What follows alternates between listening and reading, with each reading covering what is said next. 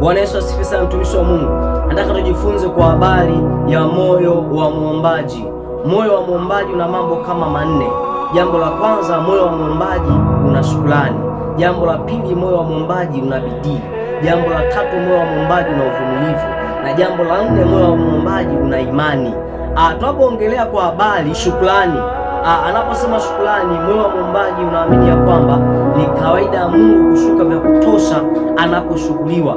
Ndio maana utasikia muombaji anasema, unastahili shukrani zangu, unastahili machozi ya moyo wangu, unastahili machozi ya macho yangu, unastahili jasho la shukrani zangu. Kwa sababu gani?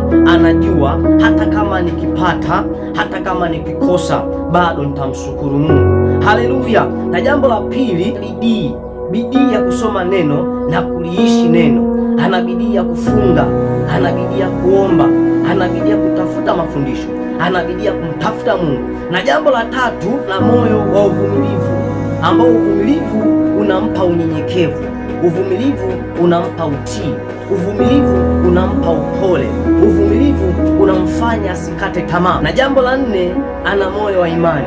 Muombaji anaamini ya kwamba yupo Mungu mmoja katika nchi ya walio hai.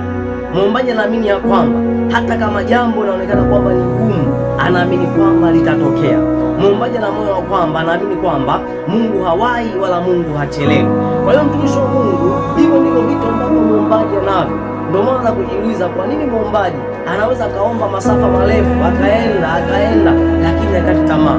Ni kwa sababu muombaji ana shukrani moyoni mwake, muombaji ana bidii moyoni mwake, muombaji ana uvumilivu moyoni mwake, muombaji ana imani ndani yake. Kwa hivyo vitu akisha vicombine vinamfanya kuwa strong mbele za Bwana.